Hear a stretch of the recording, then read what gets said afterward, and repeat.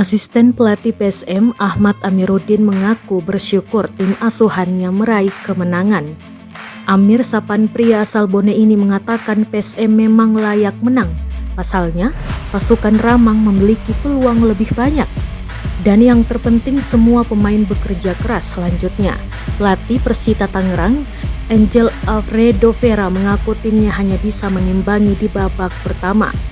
Skor imbang 1-1 mewarnai jalannya laga babak pertama. PSM baru melebarkan skor 2 gol di babak kedua.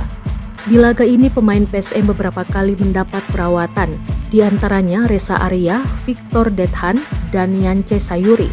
Alfredo menyesali tindakan tersebut dengan menyebut pemain PSM seringkali gampang terjatuh.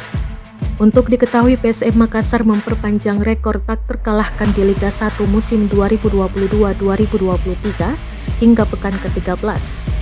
Yance Sayuri dan kawan-kawan kembali memetik 3 poin dalam laga melawan Persita Tangerang di Stadion Sultan Agung Bantul, Daerah Istimewa Yogyakarta pada Kamis 8 Desember 2022 sore.